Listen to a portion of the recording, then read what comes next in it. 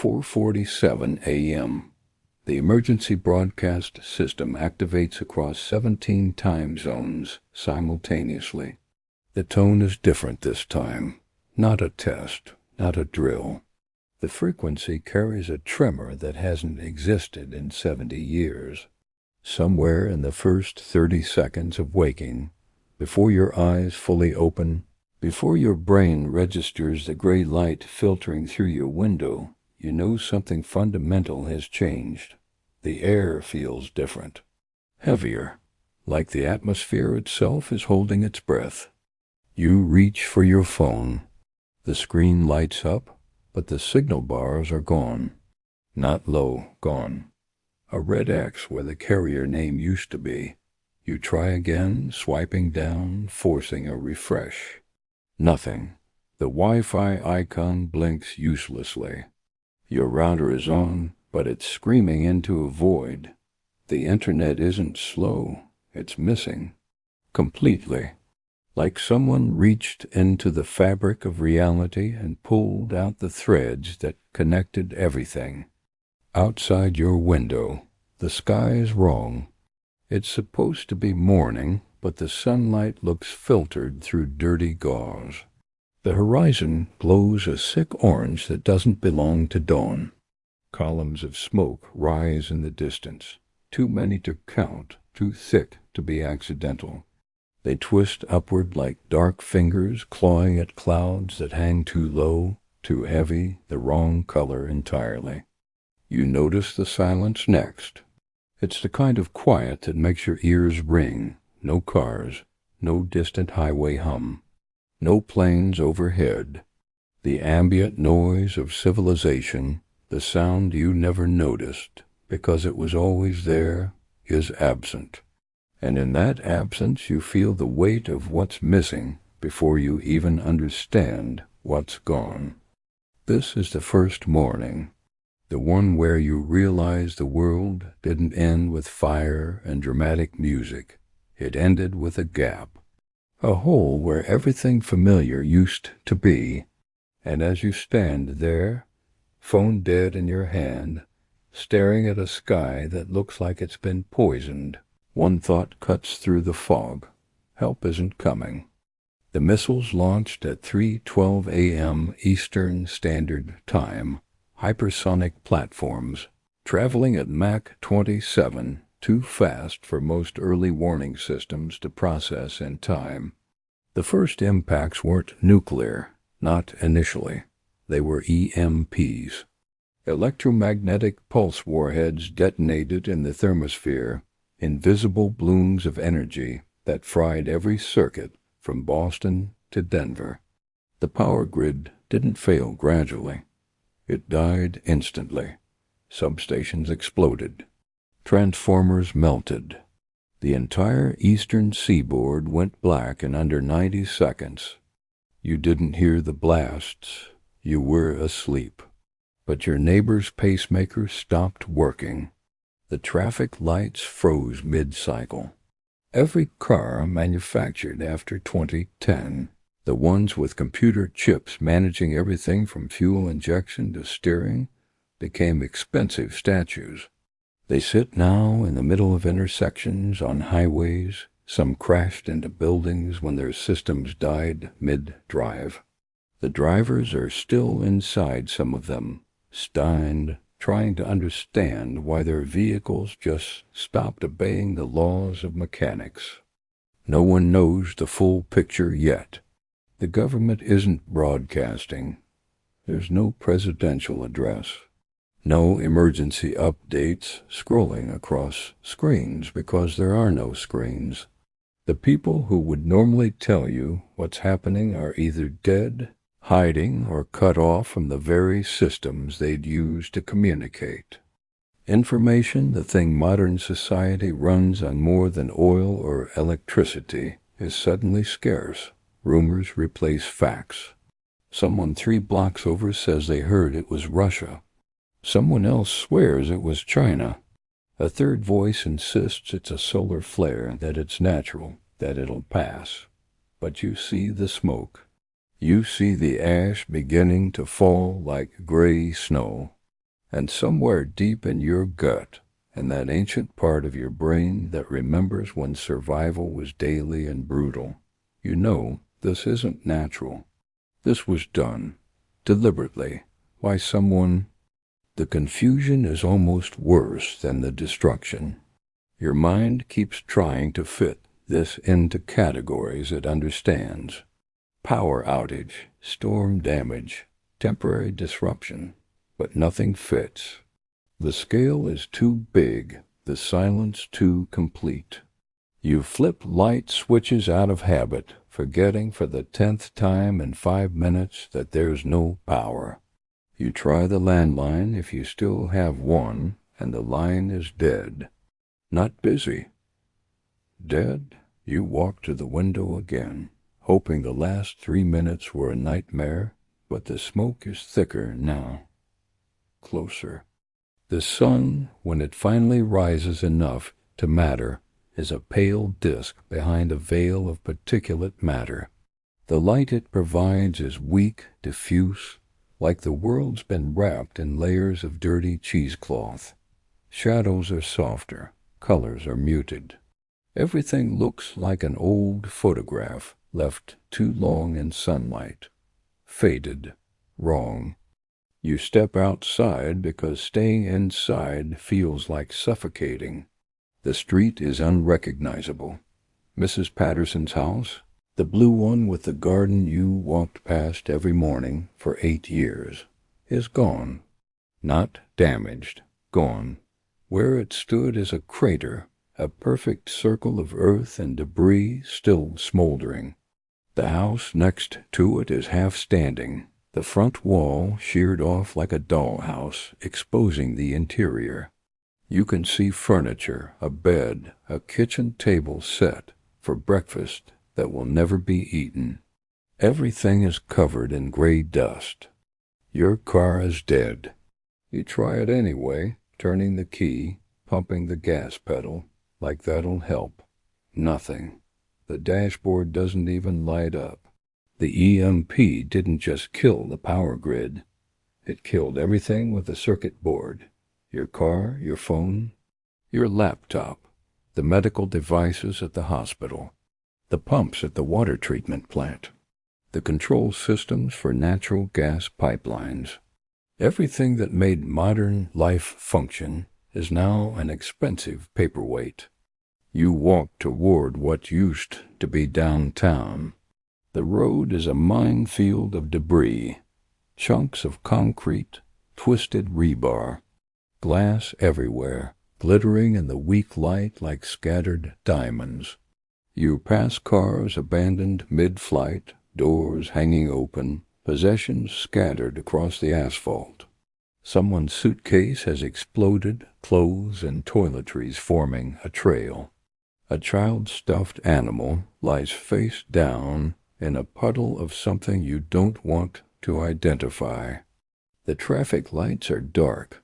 The street lights are dark. Every building is dark, but some are more than dark. Some are rubble. The office tower that dominated the skyline is leaning now, its top third sheared off, exposed floors bleeding papers and furniture into the street below. You watch as a desk chair falls, tumbling end over end, hitting the ground with a sound that echoes. Other people are emerging now. They move like ghosts, shuffling through the destruction with expressions that haven't caught up to reality yet. Shock is a mercy that way. It buffers the horror, gives your brain time to process in manageable chunks. But eventually the buffer runs out. You see a woman sitting on a curb, staring at her hands. She's covered in dust, head to toe, like she's been dipped in ash. She's not crying. She's not moving. She's just sitting, staring. A man runs past you, screaming a name. Jennifer. He's screaming for Jennifer. He doesn't look at you, doesn't acknowledge anyone. He's operating on pure desperation, running toward something or away from something, you can't tell which. You reach the grocery store, or what's left of it. The front windows are blown out. The interior is chaos. Shelves are toppled. The floor is a soup of broken glass, spilled liquid, and crushed food. People are inside, grabbing whatever they can. No one's paying. There's no one to pay. The registers are dead. The concept of money, of commerce, feels absurd suddenly. What good is a credit card when there's no power to process it? What good is cash when there's nothing to buy? You watch a man load his arms with canned goods. Another woman is filling a trash bag with bottled water. A teenager is shoving candy bars into his jacket. No one's talking. No one's organizing. It's pure instinct. Grab what you can, get out, survive. You step inside and the smell hits you. Spoiled food. Burst freezers leaking melted ice cream and defrosted meat. The stench is overwhelming. You grab a basket, start filling it. Canned soup, crackers, peanut butter, anything non-perishable. Your hands are shaking. You don't realize you're crying until a tear hits the back of your hand. A crash from the back of the store. Raised voices. An argument over the last case of water. You don't stay to see how it resolves. You take your basket and leave, walking quickly, eyes down, trying to be invisible. Back home, you take inventory. 3 cans of soup, a box of crackers, 2 bottles of water you grabbed, a half-empty container of peanut butter from your pantry, a bag of rice, some pasta. No way to cook it. Your stove is electric. Your microwave is dead. You could start a fire, maybe, in the backyard if you had matches. You search drawers frantically. Find a lighter. It works. Small victory. You try the faucet again. Still nothing. The water tower relies on electric pumps. No power means no water. The toilet doesn't flush. The tank refills from the same dead system. You think about the river 3 miles away. You think about diseases. Cholera, dysentery.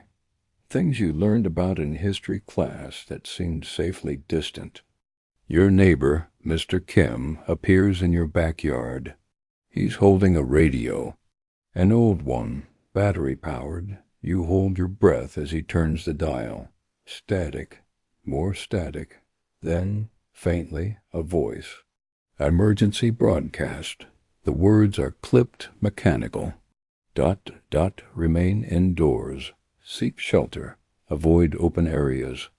Radiation levels in sectors 7 through 12 are unsafe. Medical assistance is not available. Conserve water. Do not travel. Repeat. Do not travel. ... The broadcast loops. No new information. Just the same warnings over and over, delivered in a voice devoid of emotion. It tells you to stay inside. It tells you help is limited. It doesn't tell you what happened. It doesn't tell you who did this. It doesn't tell you if there's going to be another attack. Mr. Kim turns the radio off. The silence returns, heavier than before. My daughter was downtown, he says quietly. You don't know what to say. There's nothing to say. Downtown is gone. By noon, the reality starts to solidify. This isn't temporary. This isn't a disaster that emergency services will handle. The emergency services are part of what's missing. The fire stations are burned. The police headquarters is rubble. The hospitals that are still standing are overrun, operating in the dark with flashlights and depleting supplies. Doctors are performing surgeries without anesthesia.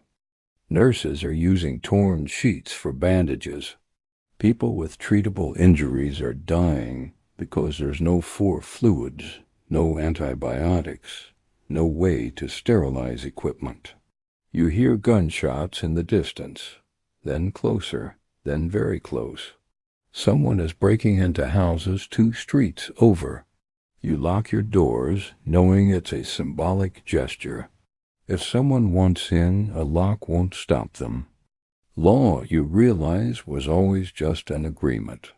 A shared understanding that we'd follow rules because there were consequences if we didn't. But consequences require enforcement. Enforcement requires police, courts, jails, systems that no longer exist. Without those systems, law evaporates. What's left is the law of immediate power. Who's stronger? Who's more desperate? Who's willing to do more to survive? You watch through your window as a group of men move down the street. They're armed. Baseball bats, crowbars. One has a pistol. They're checking houses systematically. They knock. If no one answers, they force the door. If someone does answer, there's a negotiation. Sometimes the door closes peacefully. Sometimes it doesn't. You move away from the window. You sit on the floor of your hallway, away from glass, and you wait. The knock doesn't come to your door. Not today. But you know it might tomorrow, or the day after. By evening, the temperature drops. Without power, there's no heat. You pile on clothes, wrap yourself in blankets. You think about starting a fire in the fireplace, but you're worried about attracting attention. Smoke signals danger to some, safety to others. You don't know which is more numerous in your neighborhood anymore. You eat a can of soup cold. It tastes like metal and despair. You ration the water, small sips, make it last. You don't know when you'll find more. The night is darker than any night you've experienced. No street lights, no porch lights, no glow from the city reflecting off the clouds. Just pure, absolute darkness. The kind humans didn't experience regularly once we invented fire. You can't see your hand in front of your face. Sounds are amplified. Every creak, every distant shout, every dog barking. Your senses are heightened, adrenaline keeping you wired despite exhaustion. You don't sleep. You sit in the dark, listening, waiting for morning. When dawn finally comes, the sky is worse. The smoke has spread. The particulate matter hangs in the air, turning the sunrise into a blood-red smear across the horizon. The light that filters through is dim, eerie, apocalyptic in the truest sense. You venture outside again. More people are moving now. Some are leaving, heading out of the city on foot, carrying whatever they can. Backpacks, suitcases, shopping carts piled high with belongings. They're heading for the suburbs, for the countryside, anywhere that might have food, water, safety. The highways are packing lots of dead cars. People are walking between them, a steady stream of refugees fleeing a disaster that has no borders. Others are staying. They're forming groups. Neighbors banding together for protection. You see makeshift barricades going up. Burned-out cars dragged across streets. Chain-link fencing pulled from yards and strung between houses. These are the new borders, the new territories. Your block, their block. You, us, and them. Someone's organized a meeting in the ruins of the community center. Maybe 30 people show up. A man you recognize from the hardware store stands on an overturned crate. He talks about pooling resources, sharing food and water, creating security patrols. It's a decent plan, civilized, but you can see the cracks. See the way people's eyes dart to each other's bags. See the suspicion, the fear, the calculation of who's useful and who's a liability. A woman interrupts. She says her son needs insulin. asks if anyone has any. Silence. Someone finally says the pharmacy's been cleaned out. She starts crying. The man on the crate has no answer. What can he say? The supply chains are gone. The factories that made insulin are either destroyed or cut off. Her son, like thousands of others with chronic conditions, is on borrowed time. The meeting dissolves. People drift away more isolated than when they arrived. By the third day, the scope becomes clearer. Bits of information trickle in from people with working radios, from travelers passing through. The attack wasn't limited to one city or one region. The entire eastern seaboard was hit. Seattle is gone. Los Angeles is burning. Chicago is dark. The descriptions vary, but the theme is consistent. Infrastructure destroyed, casualties in the millions, government response minimal or non-existent. You hear that the president is alive operating from a bunker somewhere, that NATO invoked Article 5, that retaliatory strikes were launched, that entire countries in Europe and Asia are now irradiated wastelands, but it's all secondhand. Rumors built on rumors. You have no way to verify any of it. The truth is lost in the noise. What you know for certain is what you can see. Your city is destroyed. The systems that sustained life are gone, and the people around you are changing. Desperation has a way of stripping away the veneer of civilization. You see neighbors who smiled and waved a week ago now eyeing each other with suspicion. You see children who played in the streets, now hollow-eyed and silent. Food is the new currency. Water is worth more than gold. Information, real information, is priceless, and trust is the rarest commodity of all. What's missing terrifies you more than what's destroyed. It's not the buildings, not the cars or the phones or the internet. It's the invisible things, the certainty that someone was in charge, that systems worked, that if something went wrong there was a plan, a backup, a safety net. That if something that's gone. What's missing is the future, the assumption that tomorrow would be better, or at least similar to today. That assumption is dead. Tomorrow is unknown, dangerous, a void.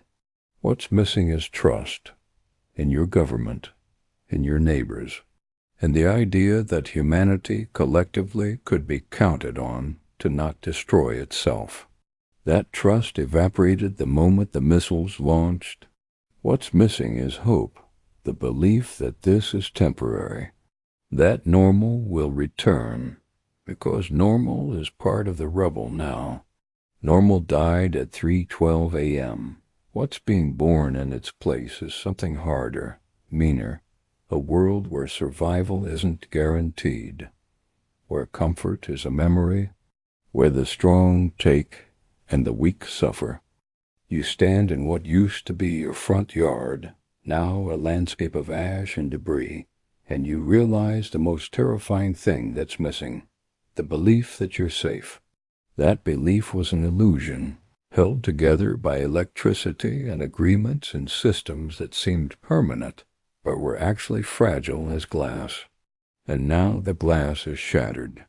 You look at the horizon, at the smoke still rising, at the people still searching the rubble, and you understand.